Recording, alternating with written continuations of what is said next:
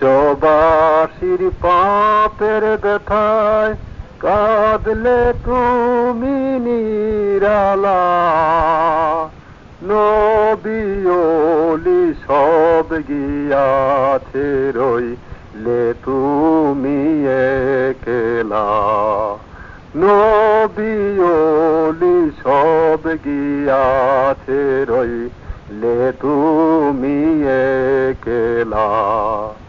কেউ দেখে না কেউ বুঝে না করে যে কত হেলা, সব জামানার শেষে তুমি এলে গো সন্ধ্যা বেলায়।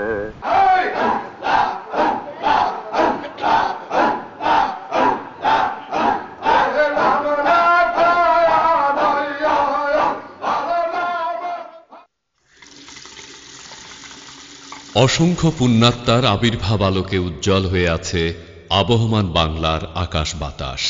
ধর্মীয় আচার ও আধ্যাত্মিকতা বাংলার সংস্কৃতি তথা মাটি মানুষের সাথে ওতপ্রোতভাবে জড়িত।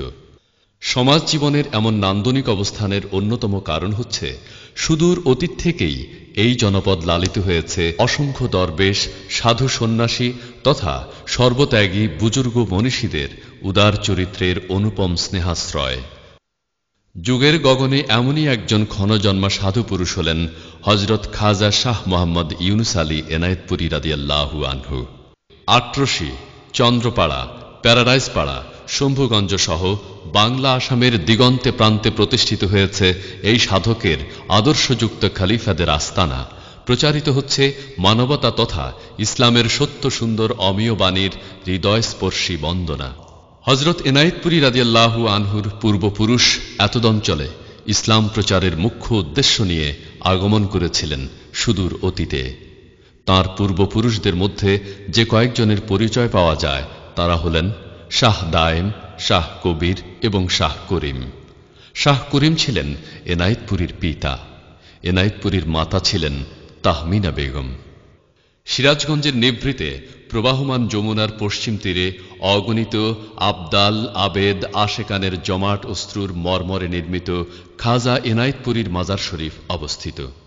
এটি আজ বাংলাদেশের অন্যতম শ্রেষ্ঠ জিয়ারত স্থানে পরিণত হয়েছে। যুগ যুগ ধরে ভাগ্যাহত, ভাগ্যবান, নিঃস্ব, দরিদ্র, চিত্তবান মানুষ আত্মার শান্তি কামনা করেছেন।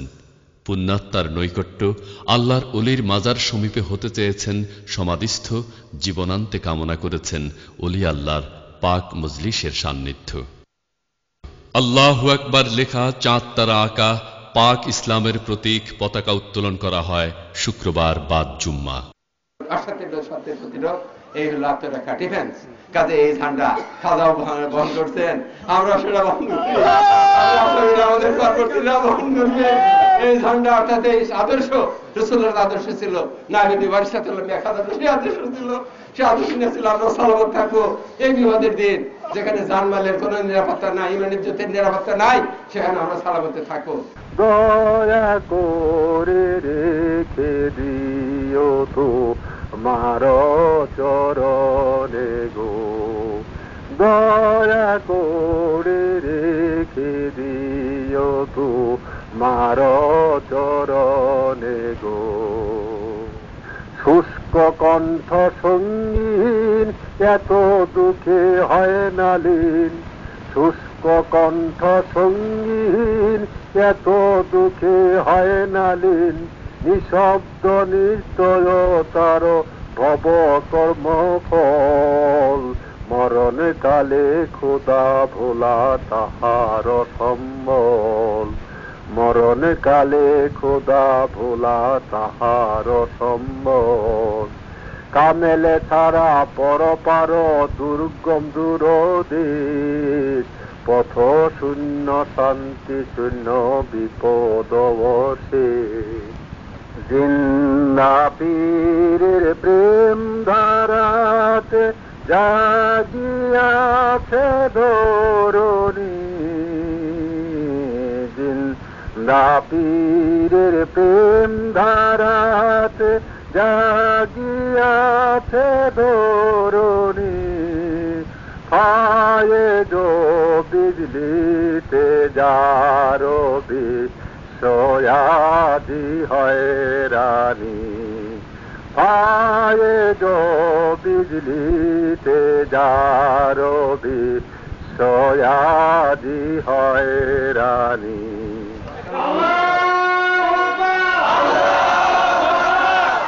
পবিত্র কোরআনে আল্লাহ পাক বলেছেন, হে মুহাম্মদ, তোমার হাতে হাতে যারা বয়াত হইল তাহারা আমার হাতেই বয়াত হইল এবং আমার কুদরতি হাত তাহার হাতের উপর রহিল। অতঃপর যে বয়াতের অঙ্গীকার রক্ষা করিল সে লাভবান হইল এবং যে উহা ভঙ্গ করিল সে নিজেই ক্ষতিগ্রস্ত হইল। এই আয়াতের ভিত্তিতেই ইসলাম জাহানে বয়াত তথা মুরিদ প্রথার সূত্রপাত হয়। বহু তরিকার মধ্যে নকশবন্দি মুজাদ্দেদিয়া তরিকাই সমধিক প্রসিদ্ধি লাভ করেছে। এই তরিকা যেন একটি সোনার শিকল। হযরত মুহাম্মদ মুস্তাফা সাল্লাল্লাহু আলাইহি ওয়াসাল্লাম হতে এনায়েতপুরী পর্যন্ত ৩৪ জন আধ্যাত্মিক ব্যক্তির সমন্বয়ে এই তরিকার অবকাঠামো গঠিত। অন্য তরিকার সাধকগণ সাধনার শেষে যা প্রাপ্ত হন, এই তরিকার সাধকগণ প্রথমেই তা অর্জন করে থাকেন। মুজাদ্দেদি আল ফেসানা রাদিয়াল্লাহু আনহু পূর্ব পাঞ্জাব ভারত, বাহাউদ্দিন নকশবন্দি সমরকান্দ রাশিয়া, ইমাম গাজ্জালি খোরাসান ইরান, সুফি ফতে আলী সৈয়দ ওয়াজিদ আলী কলকাতা, খাজা এনায়েতপুরী প্রমুখ এই তরিকার গুরুত্বপূর্ণ ব্যক্তিত্ব। হাদিস মতে মানুষ মরে গেলে তার ভালো এবং খারাপ সব রকম আমল বন্ধ হয়ে যায়। তখন যদি পৃথিবীবাসী কেউ তার জন্য আল্লাহর নিকট ক্ষমা প্রার্থনা করে এবং তার জন্য সোয়াব পাঠায় ও সেটা তার নিকট পৌঁছে, তবে তা তার নিকট পৃথিবীতে সঞ্চিত সম্পদের চেয়েও অধিক উপকারী। তাই এই দরবার শরীফে ওরস মাহফিল তথা সারা বছরই পরলোকগত সমস্ত মুসলমানের জন্য রুহে সোয়াব পৌঁছানোর এক অনুপম বিধানমালা চালু আছে। সকলে জিন্দা বাবার কদম মোবারক ধরে ভয় এবং আশা নিয়ে আজিজির গলায় গামছা বেঁধে সকলে বলে আল্লাহুম্মা আমিন।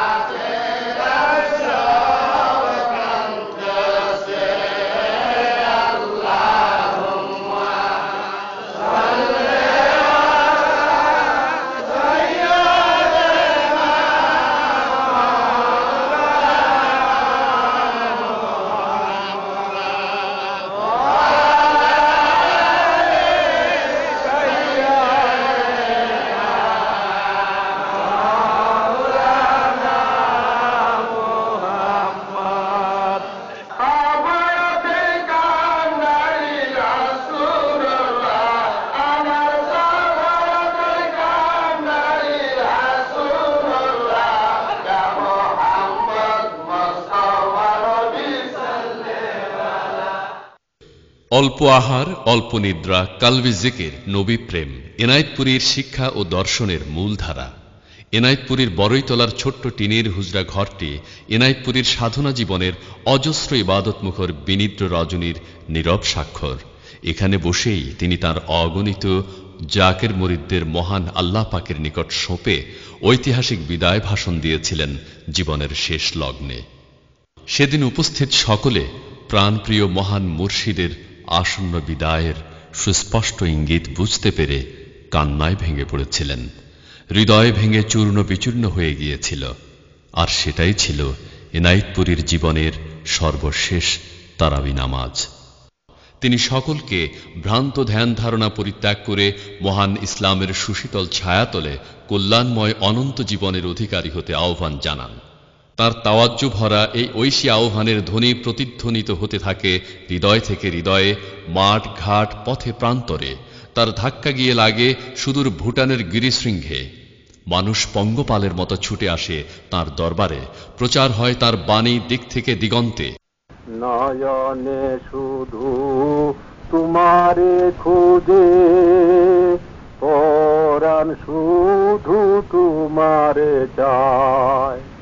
তোমার ছবি সতত ভাবি, তোমার ছবি সতত ভাবি, তোমার নাম জপি সদায়। তিনি প্রতিটি মুসলমান নরনারীকে উদ্দেশ্য করে বলেন, হে তামাম দুনিয়ার মুসলমান ভাই ভগ্নীগণ, আপনারা মরিবার পূর্বে আল্লাহর জিকিরে কাল্ব তাজা করিয়া ও আল্লাহর তাজাল্লিতে দেল উজ্জ্বল করিয়া কবরে যান। তাহা হইলে আপনাদের উপর আবাদুল আবাদ আল্লাহর রহমতের বাড়ি বরিশন হইতে থাকিবে।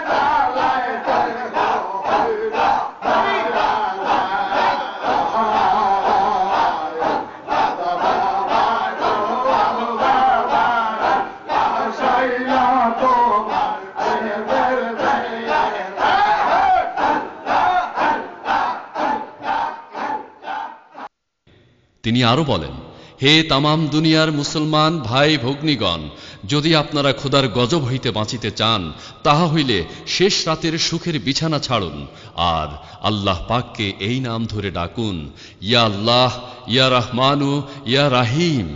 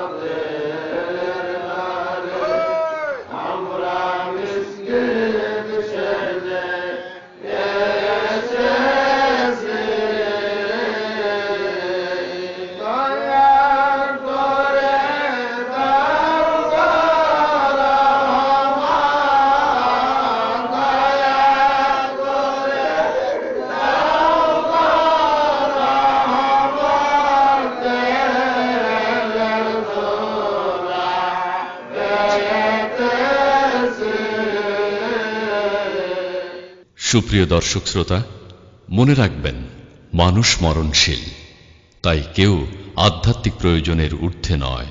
পবিত্র কোরআনে আল্লাহ পাক বলেন, তোমরা আল্লাহকে ভয় করো যেমন ভয় করা উচিত, আর পরিপূর্ণ মুসলমান না হয়ে মৃত্যুবরণ করিও না। তাই এনায়েতপুরী রাদিয়াল্লাহু আনহু প্রত্যেক মুসলমান নরনারীকে সতর্কতার সঙ্গে বলেছেন, আপনারা আল্লাহর জিকিরে কাল্ব তাজা করিয়া তবেই কবরে যান।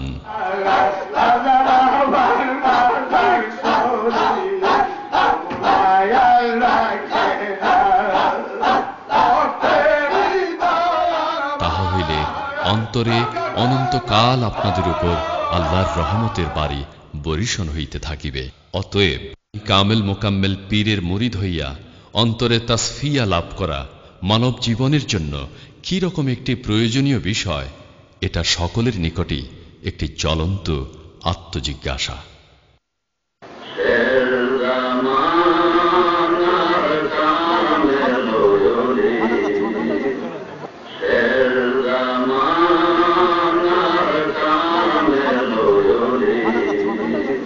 তুমি কাঁদো বইলা কাঁদে নয় তো কাঁদে না,